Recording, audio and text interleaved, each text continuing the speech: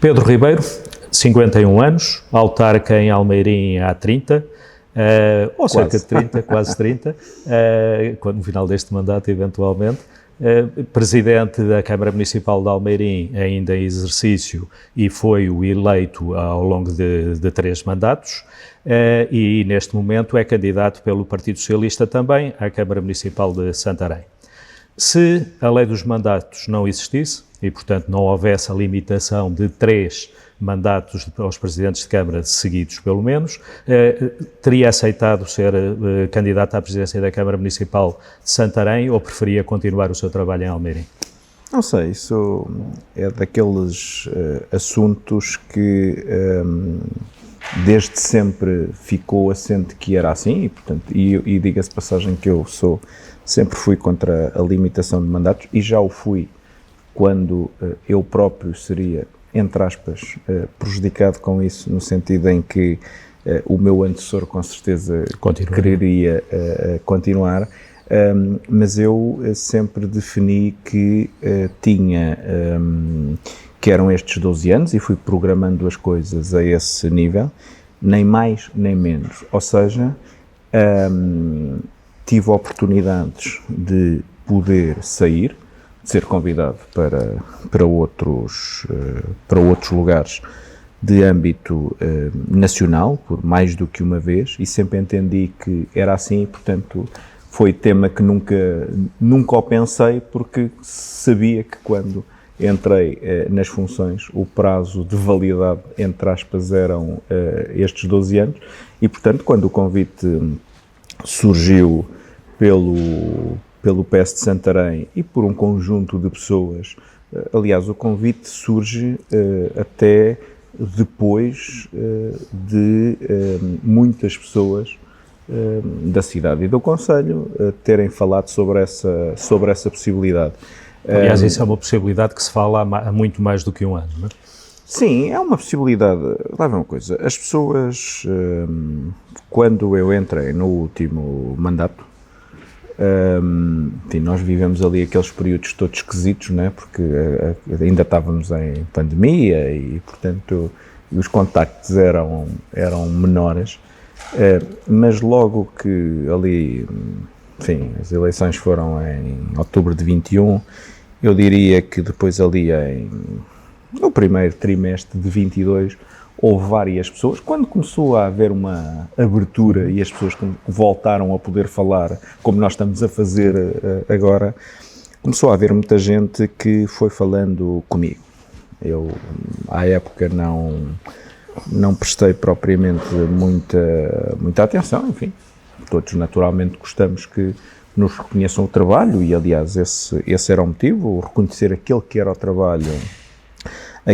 trabalho feito e, portanto, entender-se que podia haver na capital distrito um novo incentivo e um novo incremento àquilo que se podia fazer para efetivamente fazer de Santarém uma capital que nas últimas décadas não tem sido, e, portanto, a coisa foi falando por aí de forma muito informal.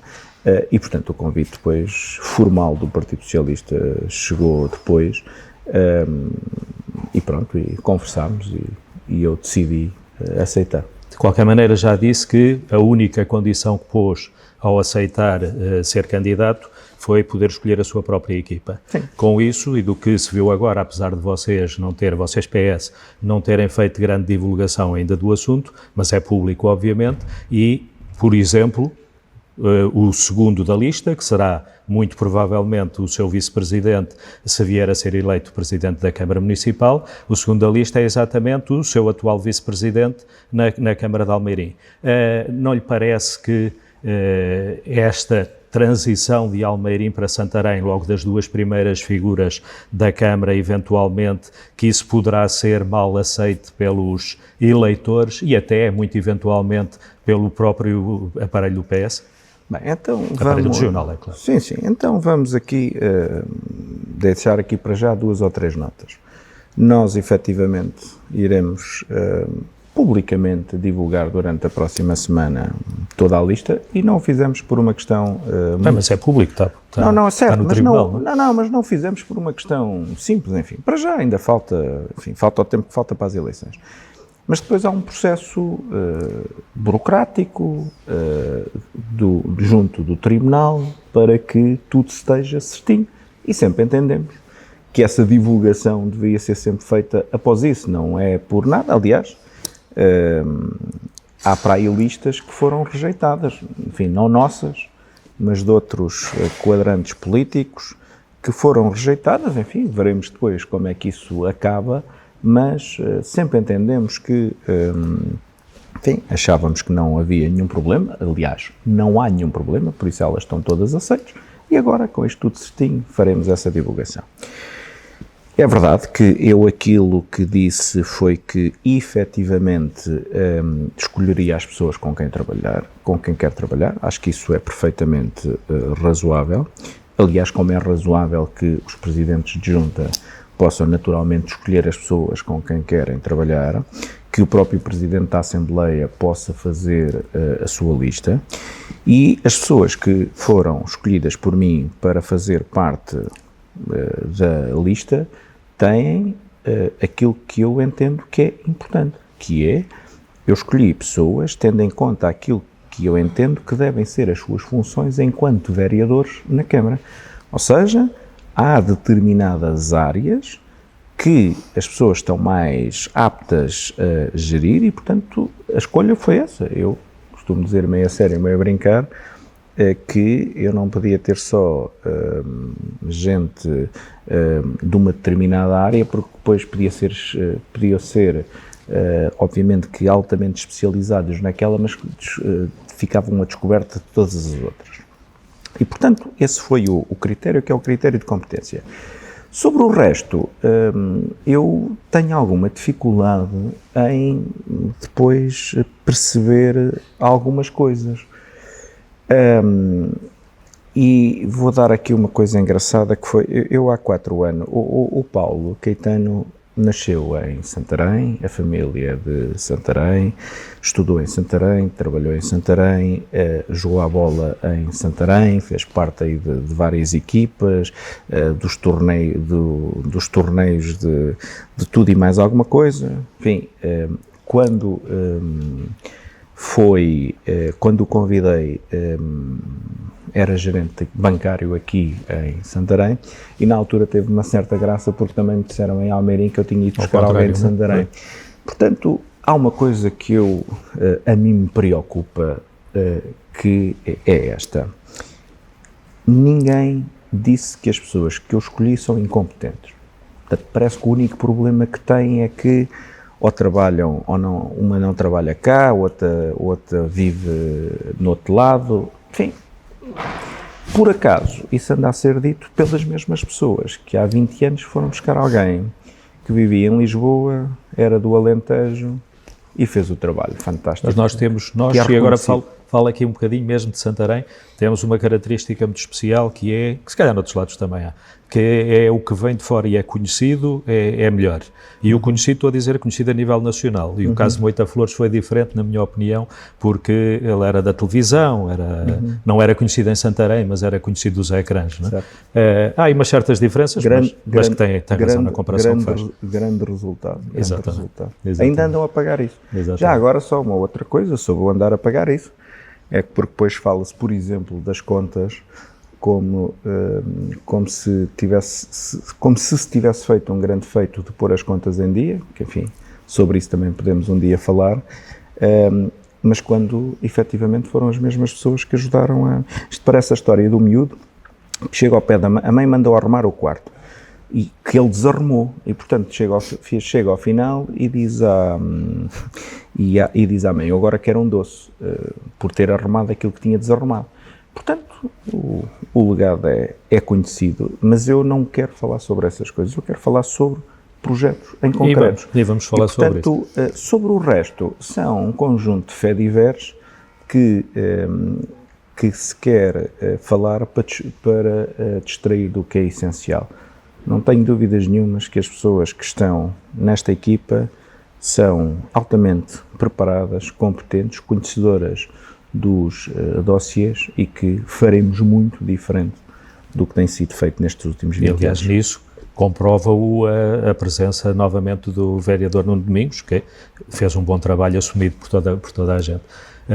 Há outros nomes que não foram provavelmente escolha sua, mas não vale a pena agora também continuarmos, como diz, nesse mesmo tempo. Houve pessoas que escolheram outras coisas para fazer na vida, há pessoas que têm exposição há muitos anos e que, entretanto, querem sair por vontade própria, e, portanto, tudo perfeitamente normal. Isso.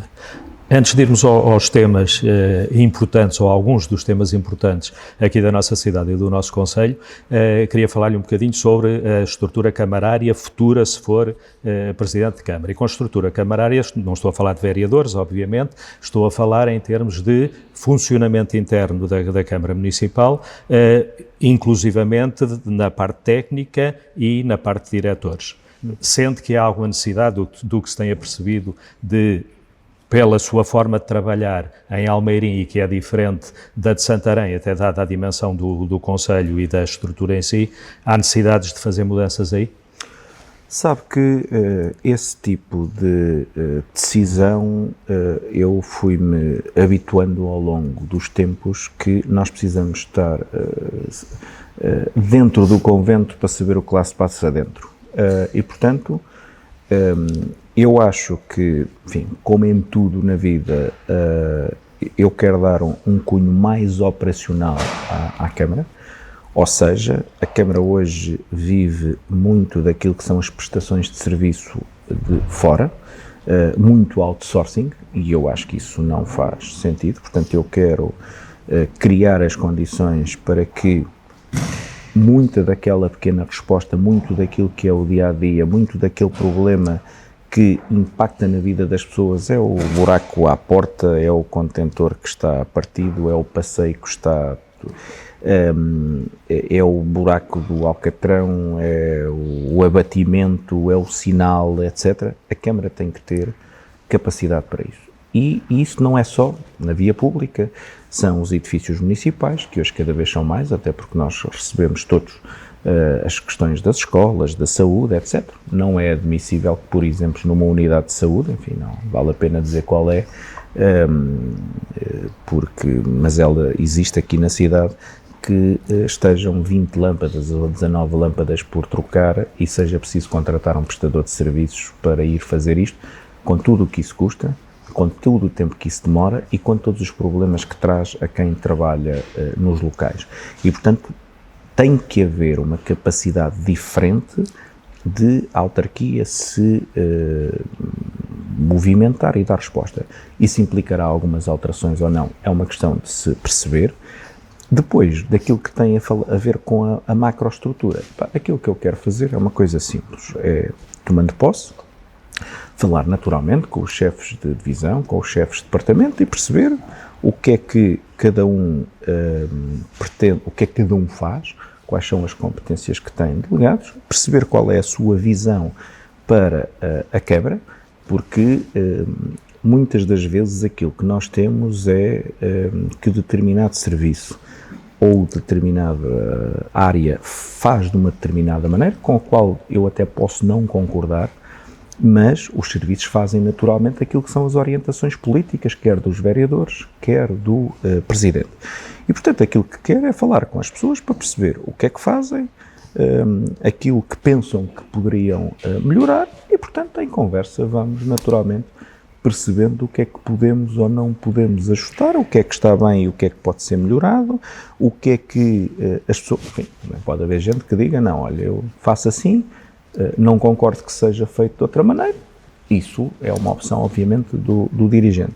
Haverá, com certeza, outros que dirão que, olha, faça assim porque mandaram fazer assim, as orientações são estas, se houverem outras, faremos de outra forma e, portanto, cá estaremos, naturalmente, para ir vendo, falando e ajustando. O lema do PS nesta campanha autárquica no Concelho de Santarém é saber fazer, creio eu que é numa clara alusão ao seu trabalho passado, na Câmara de Almeirim, portanto. Não só. E de outras pessoas, provavelmente não, também. Mas não é só isso, é saber fazer, porque até agora o slogan é uma questão simples. O saber fazer, sim, de trabalho feito, e o Santarém capital. Porque Santarém não tem sido... Santarém é naturalmente capital distrito, é capital formal, é aqui que está um conjunto de serviços que, do ponto de vista administrativo, o Estado Central os inclui por ser capital distrito, mas, enfim, hoje Santarém compara a Porto Alegre, quando devia de comparar a Leiria, por exemplo. Já referiu até que Santarém deveria ser, de acordo com o que está a dizer, deveria ser o farol da região. Por um lado, como é que se faria de Santarém o farol da região, e por outro lado, anteriormente, e como Presidente da Câmara de Almeirim, achava também que Santarém devia ser o farol da região? Sempre achei, e vou-lhe dizer porquê. Porque nós todos temos a ganhar com isso. Vai ver uma coisa, e agora vamos ao país, eu preciso que a capital do país, neste caso em concreto Lisboa, mas isto vale para qualquer país da Europa, ou qualquer país do mundo, quando a capital de um país é dinâmica, desenvolve, etc., obviamente que cresce. E este tipo de crescimento leva atrás de si mais gente. Todos ganham com isso. Porquê? Porque há um efeito natural positivo de arrastamento. Além disso, obriga-nos também a fazer mais e melhor. E, portanto, se existirem eventos, se existir dinâmica, etc., tudo aquilo que é a região, e a região, numa primeira fase, até uma região mais restrita, que são os concelhos aqui à volta, mas numa lógica até maior daquilo que é o próprio distrito, nós ganhamos todos com isso. Uma cidade capital, como acontece com Leiria, como acontece com Braga, por exemplo, Braga e Guimarães têm, enfim, para não falar de nada aqui do distrito, Braga e Guimarães têm ali uma rivalidade gigante. E, portanto, isto faz com que andem, com que façam, com que todos ganhem. Portanto, há naturalmente um conjunto de investimentos, de entidades, etc., que, quando pensam numa região, o normal é pensar primeiro na sua capital, seja capital da região, seja capital do distrito, etc. E, portanto, havendo essas condições, eles vêm e, a partir daí, todos ganhamos com isso. E, portanto, é preciso criar condições para nós podermos atrair esses investimentos, criar condições para que as pessoas se possam cá sentir bem numa série de áreas, coisa que, como digo, não tem acontecido. Nas questões da educação, nas questões da habitação, nas questões dos investimentos, enfim. Há dezenas de exemplos daquilo que Santarém não tem feito e, com isso, prejudica toda a região. As áreas prioritárias que já definiu, apesar de o vosso programa, segundo anunciou, será divulgado só em setembro, neste momento nós estamos a gravar, pelo menos ainda não foi divulgado, mas as áreas prioritárias que definiu foi a saúde, a educação, mobilidade e habitação. Começando, por exemplo, pela saúde, a saúde parece-lhe, já criticou a situação do Hospital Distrital de Santarém, parece-lhe que faz sentido um novo hospital em Santarém? Então, deixe-me falar das questões. Bem, para já, enfim, o programa, quando dizemos que o programa é em setembro, é um programa escrito, portanto, claro. Até lá, obviamente, claro, que as coisas já estão elas próprias definidas. O que é que nós temos e porquê? Mas antes de ir ao hospital, eu quero falar das outras coisas. De onde venho, em 2015, 2016, recuperámos, à nossa conta, todas as extensões de saúde do concelho. Sem fundos, sem nada, foram opções políticas. Quem mete dinheiro num lado, não mete dinheiro no outro. Não é admissível que haja espaços destes onde chove lá dentro, onde não há nenhum tipo de climatização, onde não há acessibilidades, etc. Não é admissível. Porquê? Estamos a falar dos cuidados de saúde primários, onde as pessoas recorrem primeiro e onde nós queremos que as pessoas recorram primeiro. E estamos a falar de muitos destes espaços que estão, na prática, por todo o concelho. Por todo o concelho existem as pequenas extensões, os pequenos centros de saúde, que fazem a diferença na vida das pessoas. Podem-me dizer, mas vamos fazer. Está bem, o vamos fazer, nestes últimos meses, a quantidade de anúncios é uma coisa fantástica. Podemos depois também discutir o que é execuível, o que é que não é execuível.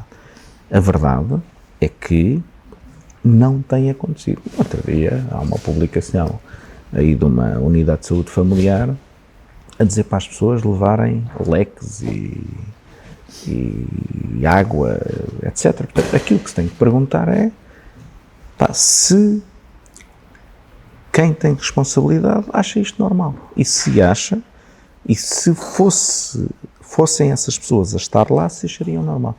E podem-me dizer assim, mas o dinheiro não chega para tudo.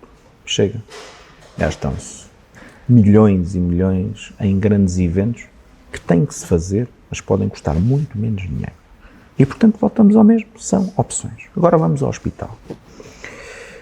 A região, as pessoas, se calhar, não sabem isto, mas nós temos um conjunto vastíssimo. Na região de Lisboa e Val do Tejo, eu quando digo Lisboa e Val do Tejo, estou a falar na área metropolitana, no distrito de Santarém e no Oeste.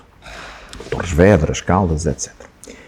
Esta região tem um conjunto de hospitais, muitos deles são hospitais nacionais, como os Santa Maria, São José, etc., que todos, inclusivamente Santarém, mas todos têm o quê? Têm doentes que não necessitam de estar naquelas camas de hospital, que custam, em muitos casos, a todos nós milhares de euros por dia, porque têm uma oferta de cuidados diferenciadora. E aquilo que precisam é daquilo que habitualmente se chama como hospital de retaguarda, ou seja, onde necessitam de alguns cuidados médicos, mas não aquele tipo de cuidados médicos altamente especializados. E, portanto, aquilo que eu defendo é o seguinte, a região, e a região são 3 milhões de pessoas, deve ter uma unidade de hospital de retaguarda. Santarém tem esta vantagem, tem uma autoestrada à porta, está a 60 km de Lisboa, está a 60 km de Fátima, Orem, portanto, no outro extremo, e estará a 60, 70 km de Torres Vedras. E, portanto, na prática está num centro que lhe permitia, então, do ponto de vista da saúde, uma gestão melhor destas necessidades. Dito isto, aquilo que a mim me faz sentido é que a região deva ter um hospital de retaguarda. O hospital de retaguarda tinha 2 hipóteses, ou era numa estrutura existente ou era uma construção nova. E, portanto, aquilo que defendo é que se possa construir um novo hospital distrital com condições, porque este tem 40 anos, começar a pensar, a programar, a executar, isto são sempre 10 anos. São sempre 10 anos e, portanto, daqui a 10 anos este tem 50, com tudo aquilo que são os problemas de um edifício que é usado H24 365 dias por ano e, portanto, aquilo que defende é que se possa construir um novo hospital, criar condições, porque cada vez há mais necessidade de pessoal em saúde, que se possa criar condições para uma articulação com o ensino superior, seja através do Politécnico, seja inclusivamente em Lisboa, e esta necessidade pessoal em saúde não é uma necessidade de Portugal, não é uma necessidade da região, é uma necessidade mundial. Cada vez a especialização é maior e, portanto, cada vez é preciso mais pessoas. E, além disso, nós vivemos mais e, portanto, temos mais morbilidades. E, portanto, aquilo que defendo é que isto se possa começar efetivamente a pensar, até porque é verdade que o Estado, uma Câmara, nem o Estado Central tem um limite daquilo que são os pagamentos, mas as condições de trabalho também atraem pessoas. E, portanto, não construindo um hospital de retaguarda, construía-se um novo hospital distrital e, a seguir, sim, este que existe ficaria então como o tal hospital de retaguarda. E garanto-vos uma coisa, no final, ao fim de relativamente pouco tempo, se calhar nós em 10 ou 20 anos, tínhamos as continhas todas saldadas, porque o que custa ter as pessoas nos hospitais nacionais e nos hospitais distritais, para não falar dos outros mais pequenos, é incomparavelmente menor estando neste hospital de retaguarda. E, portanto, isso para mim é uma questão que, enfim, aproveito para explicar, porque não é só construir, é construir nesta lógica.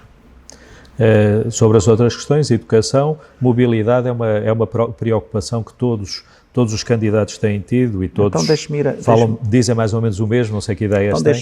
Deixe-me ir à educação. Voltamos à programação. Todos nós, há 3 anos, para aí, a Associação Nacional de Municípios assinou, foi no verão, um acordo que permite às câmaras recuperar 450 escolas a nível nacional. A Escola de Almeirim, a secundária, está nesse rol, como está a Ginestal Machado. E quem tem que fazer isso é a Câmara, ponto. A nossa está feita, a candidatura está feita há mais de um ano, está aprovada, estamos à espera que Tribunal de Contas. Estamos à espera que o Governo passe o cheque para podermos começar. O projeto de Santarém, enfim, ao dia 2, que eu saiba, nem sei se já está adjudicado, mas o projeto não está feito, a candidatura não está feita. Estamos a falar, a Escola de Almeirim são 13, 14 milhões de investimento, portanto, a Ginestal Machado não há de ser... que há uns anos falava-se em 7, mas neste momento é mais. Menos do que isso. E, portanto, a pergunta que se faz é onde é que está o projeto? Onde é que está a programação? Onde é que está a candidatura? Não está feita, porque não há programação. Fala-se da necessidade, e isto é culpa da Câmara, ponto final, parágrafo, porque não fez o trabalho de casa, porque não o programa. Fala-se da questão de que nós necessitamos de uma nova escola, de um novo jardim de infância. Onde é que está programado? Está pensado? Onde? Fica no ar. E, portanto, questões concretas. Nós precisamos de intervir numa série de áreas, do ponto de vista infraestrutural, temos que fazer um plano de investimento que seja realista e que temos que cumprir. Para haver dinheiro para isto, voltamos ao mesmo, o dinheiro não estica para todo lado e, portanto, temos que fazer opções. E eu, ao longo dos tempos, sempre fiz essas opções. A questão das creches, eu comecei a falar de creches, passado umas semanas, havia creches. Era a creche da Moçarria, enfim, disseram que haveria e tal. Nem as obras estão feitas, nem há ainda sequer a aprovação por quem tem que o fazer, não acontece. É fundamental ter uma rede de creches, que pode ser uma rede pública, pode ser uma creches em parcerias com IPSS, porque hoje em dia aquilo que é a creche feliz, o que conta para as famílias é que efetivamente não paguem, portanto, imaginemos que num determinado sítio há uma IPSS que já tem uma oferta ou que quer ter uma oferta e que sairá mais barato a todos nós, a Câmara, apoiar. Sim, senhora, que seja assim, mas haverá com certeza espaço onde terá que haver essa oferta de creche pública que é fundamental para que as pessoas possam, enfim, para que as famílias possam ter onde deixar as suas crianças, não tenham problemas de se engravidarem, o que é que vai acontecer daqui a uns meses ou daqui a um ano, onde é que vou deixar o miúdo ou a miúda. Portanto, isto é, a meu ver, algo da maior importância. Depois entramos nas questões, como referiu, da mobilidade. Na mobilidade, só aqui conduzir um pouquinho a conversa. Não lhe vou perguntar, como já perguntei a outros candidatos, se concorda ou não que a CIMLT, portanto a Comunidade Intermunicipal, tenha avançado ou esteja avançado como uma empresa para a exploração dos transportes coletivos na região, e em particular do que estamos a falar de Santarém, porque esteve à frente desse processo, portanto vai-me dizer que concorda certamente. Mas pergunto-lhe se concorda ou se lhe parece bem que para as próximas 2 dezenas de anos, talvez, que o terminal rodoviário permaneça no mesmo sítio onde está agora. Então, vamos à história da empresa. O que é que aconteceu? Até uma diretiva comunitária obrigou a que o país fizesse legislação que colocaria a concurso aquilo que eram as concessões. Coisa que, enfim, quando acabou a rodoviária nacional, se calhar muitos daqueles que nos estão a ouvir nunca ouviram falar da rodoviária nacional, mas pronto. Portanto, houve um conjunto de empresas que, entretanto, ficaram com partes pelo país da antiga rodoviária nacional e que ficaram com essa concessão. Isso tinha que ir a concurso. Nós o que fizemos foi colocar isso a concurso. E não tivemos ninguém que concorresse. E aquilo que às tantas ficou em causa foi, nós teríamos que aumentar os valores em causa para que houvesse alguém que concorresse. E nós fizemos um estudo dizendo o seguinte: nós não precisávamos de aumentar os valores, aquilo que eram os valores de receita chegavam e inclusivamente a empresa daria lucro. Eventualmente os privados querem ter mais lucro ou querem ter um lucro de maior dimensão do que aquilo que eventualmente estariam disponíveis, é uma opção deles. E portanto a comunidade avança para este processo tendo em conta que efetivamente era possível não colocar mais dinheiro e ter ainda melhor oferta.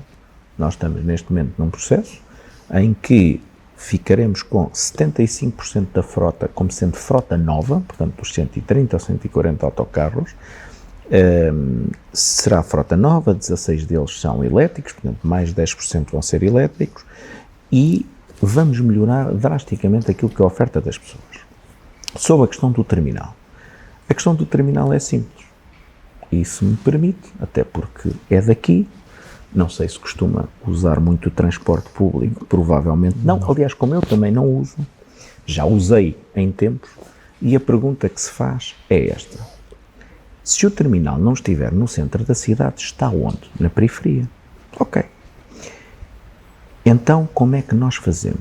Nós teremos sempre que ter paragens no centro da cidade, porque as pessoas vêm para o centro da cidade. Então vão ficar em paragens, não é preferível ficar num lugar com melhores condições, mais abrigadas, que têm condições para estarem, umas a trabalhar, outras a comer, abrigados, etc.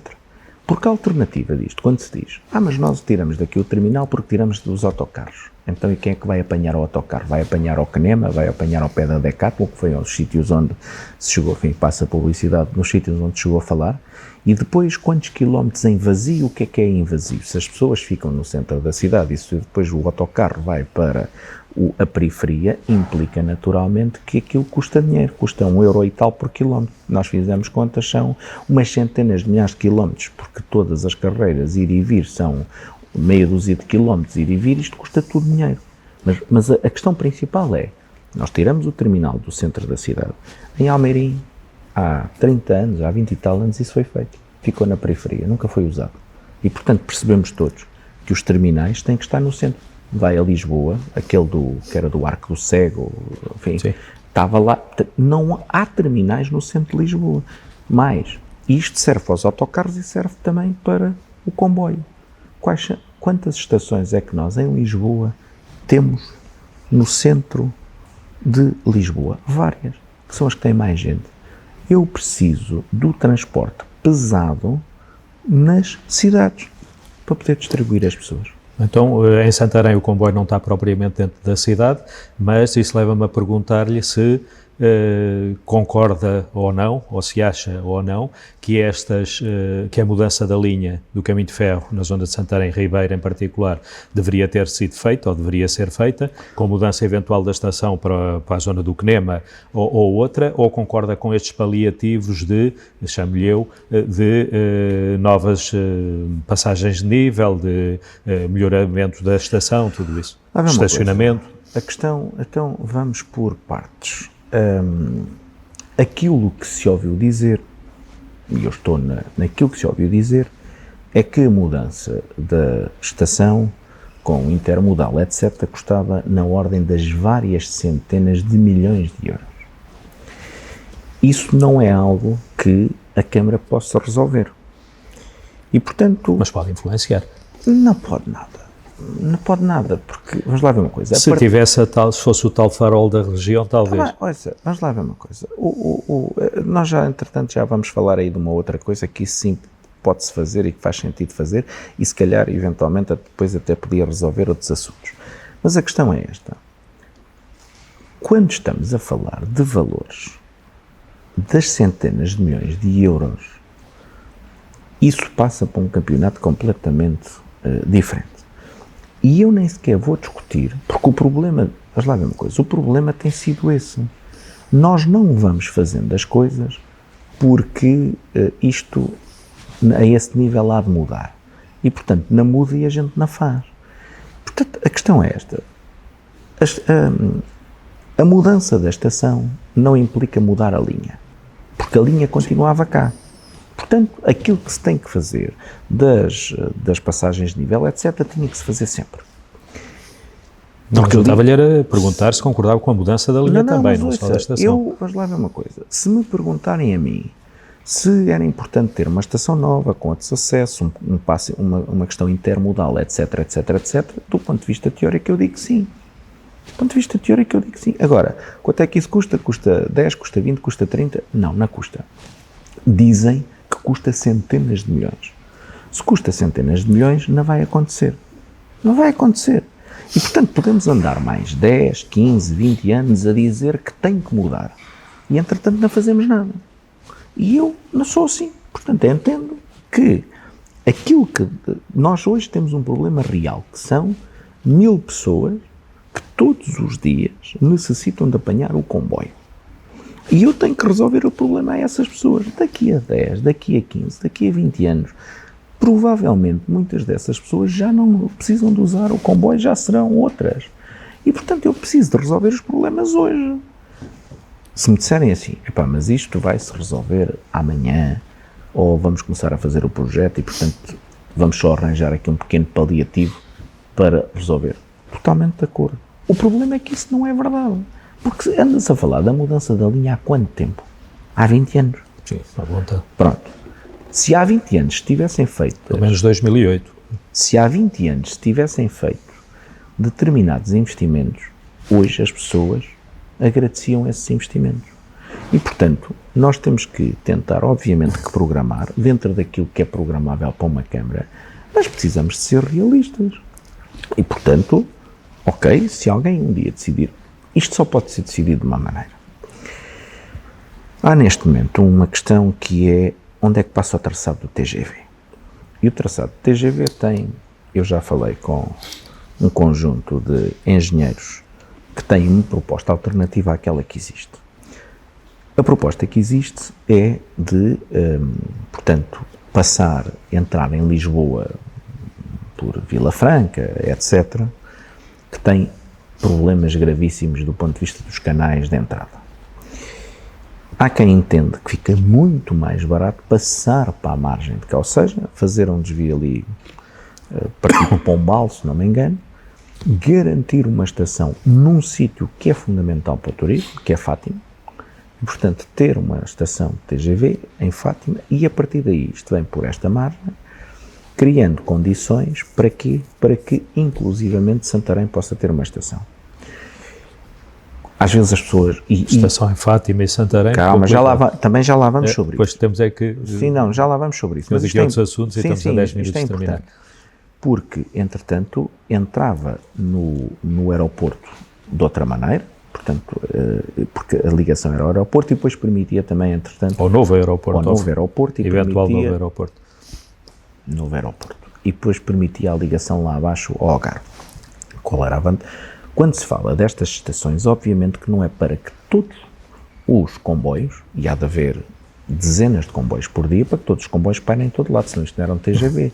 Agora, o que há necessidade é, hoje o Alfa não para, os intercidades param todos em Santarém. O Alfa não para todo em Santarém, nem nada que se pareça. Mas vai havendo oferta. E já que é para mudar, aí sim fazia sentido, porque o país poupava muitos milhares de milhões com esta nova linha, criávamos melhores condições de acessibilidade ao aeroporto e aí sim fazia sentido, eu aí acho que é possível pensar de outra forma. Deixámos para trás a habitação, mas eu, como estamos com muito pouco tempo, gostava que falasse da questão da habitação em conjunto com a parte urbanística da cidade, focando muito resumidamente Centro Histórico, Escola Prática de Cavalaria, Campo Emílio e Infanta Câmara. Então, Centro Histórico, nós temos que, das duas uma, ou terminamos a classificação e passamos depois com isso para as pessoas perceberem, quando o processo de classificação está a ser analisado, há um conjunto de medidas que implica que tu tens que ir a Lisboa. Isto tem que ser terminado, coisa que ainda não foi, e tem que ser terminado concluindo a classificação ou desistindo da classificação e arranjando outra forma de tratar o assunto. O que não pode acontecer é que uma pessoa que quer pintar uma fachada tem que ir a Lisboa pedir uma autorização. A gente que, na maioria dos casos, não sabe aquilo que se passa. A mim contaram duas histórias que eu, resumidamente, em 30 segundos conto. Uma pessoa que o reboco caiu, mandou rebocar, não sabia, pessoa já de idade, não sabia que precisava de um projeto, teve que mandar fazer um projeto. Aquilo foi a Lisboa e como foram ao Google, viram lá o reboco caído e umas pedras à vista, disseram que aquilo ficava bem, era que as pedras à vista não era com o reboco. Pá, isto é de gente idiota. Depois, outro que a casa é de madeira não, o telhado era de madeira, com 70, 80 anos foi preciso tirar uns barrotes para substituir os encaixes e alguém disse que não, senhora, precisava de um arqueólogo vertical. Eu nem sabia, eu admito a minha ignorância nisso, nem sabia que havia arqueologia vertical. Portanto, este é o estado da arte e isto tem que acabar. E os poderes públicos locais têm que fazer o seu trabalho. E a seguir, chatear quem está em Lisboa, que não pode continuar desta forma. Habitação depois para o resto. Defendo a utilização da lei dos solos para, nos vários aglomerados fora da cidade, que a Câmara possa, e tenha esse projeto. Eu tenho um projeto de urbanização com moradias com 100 metros quadrados, perfeitamente, que devem ter projeto feito, a isenção de taxas, de forma a que as pessoas possam, ultimamente através de concurso, a seguir, poder ir morar para muitas destas aldeias e muitos destes lugares. E, portanto, numa lógica de habitação pública, não é habitação pública de a Câmara alugar, não, é criar condições, um bocadinho, é a Câmara substituir-se um bocadinho àquilo que antigamente nós tínhamos com as cooperativas, digamos assim, para que as pessoas possam ter essa habitação. Dentro da cidade existem muitas urbanizações que não foram terminadas e acho que é possível falar com os proprietários de forma que também se possa fazer algo semelhante desta maneira. Ou seja, eu preciso de aumentar drasticamente a oferta, porque eu com o aumento da oferta, a única forma de descer preços é aumentando a oferta e, portanto, a oferta fará essa diminuição de preços e nós precisamos hoje já não é um problema de se a classe média compra mais ou compra menos, é se compra e, portanto, nós não precisamos só de casas. Para quem tem abaixo daquilo que são os ordenados mínimos, nós precisamos de casa para quem ganha várias vezes o ordenado mínimo, que é de uma classe média que não consegue hoje comprar essas casas. E, portanto, claramente, essa é uma prioridade. E, portanto, falou-me do centro histórico, falou-me da habitação e... Escola, muito resumidamente, Escola Prática de Cavalaria e Campo Emílio da Câmara. A Escola Prática de Cavalaria também nunca teve este plano, esse master plan, foi uma coisa casuística. Uma associação pede, vai para aqui, outra, portanto, vale para os dois lados. Escola Prática, fazer o levantamento de tudo o que existe, tudo o que lá está, o que é que faz sentido estar e o que é que faz sentido não estar, definir o que é que se quer para a próxima década do ponto de vista de investimentos. Está lá coisas, aquele pode ser um espaço verde, um espaço de fruição da cidade, porque tem lá características para isso e pode ser e deve ser um espaço de divulgação, por um lado, daquilo que é também o nosso turismo militar, que tem ali grandes potencialidades. Há a questão do museu, enfim, que eu não sei em concreto como é que está, que faz obviamente que sentido estar ali, foi dali que, enfim, para nós os dois hoje podermos estar aqui a falar, foi porque o Salgueiro Maia teve a coragem de sair desta antiga Escola Prática de Cavalaria e fazer aquilo que fez e, portanto, faz sentido tomar as decisões. Obviamente que se eu tiver associações, organizações que ali estão, eu tenho que saber o que é que quero fazer. A Câmara é uma pessoa de bem e, portanto, se ali tem instalações, a Câmara tem que arranjar instalações, se os quiser realocar noutro espaço. Do ponto de vista daquilo que é o campo da feira, tem que haver uma conversa com a Santa Casa, no sentido de perceber o que é que em conjunto podemos fazer na Praça de Touros. Não é possível pensar o projeto do Campo da Feira sem esta conversa com a Santa Casa. Enfim, já tive algumas conversas informais, mas quero ter, obviamente, uma conversa formal, porque faz-me sentido que isto esteja incluído, e depois ali o que tem que ser é um parque grande, um parque de cidade, um parque verde, obviamente que com um conjunto de infraestruturas que devem estar perfeitamente limitadas e que são infraestruturas que fazem falta à cidade. E, portanto, o que temos é que tomar a decisão. Eu já disse isto, não é possível fazer isto a correr, mas não é possível continuar 30 anos sem fazer nada.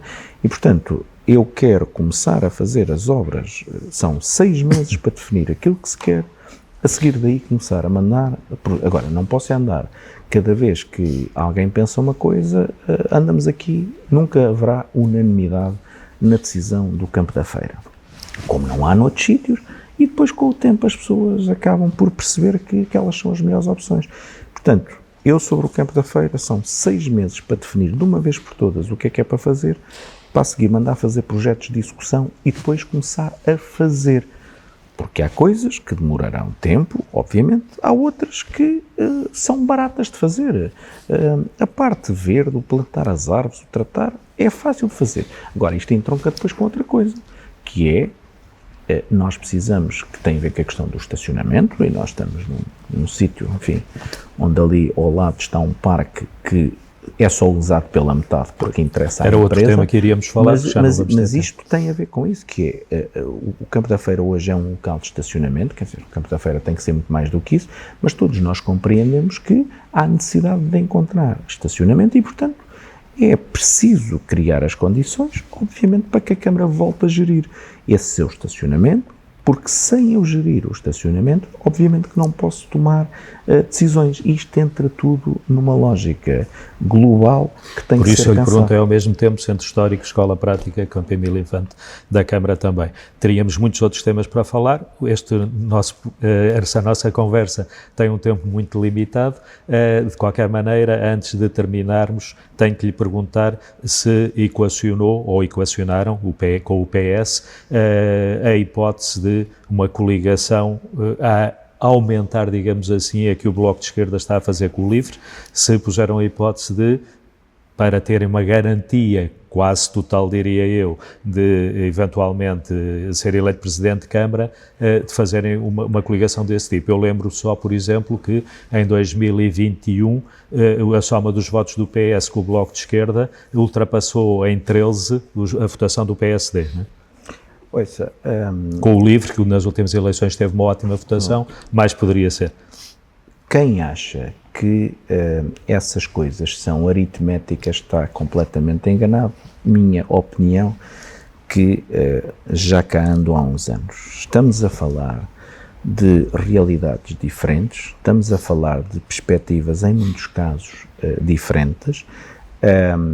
Eu tenho, do ponto de vista daquilo que é o pensamento para a cidade, para o concelho, enfim, há coisas que se calhar são comuns a todos, desde a esquerda à direita, mas há outras que são diferentes. Quem entender que isso somava tudo está enganado. Aliás, como quem entende que o PST e o CDS juntos, somados, vai dar a soma aritmética, também está enganado. Aliás, encontro várias pessoas na rua que foram votantes de uns e de outros e que, enfim, sobretudo até os de CDS, que dizem que não se revêem em nada disto. E, portanto, isso efetivamente não foi falado. Entendemos que portanto, não pôs sequer essa hipótese? Não, essa hipótese nunca foi aqui falada, como referi. Agora, nós temos um conjunto de propostas que, como digo, são transversais a todos e, claramente, deixar uma nota que é importante.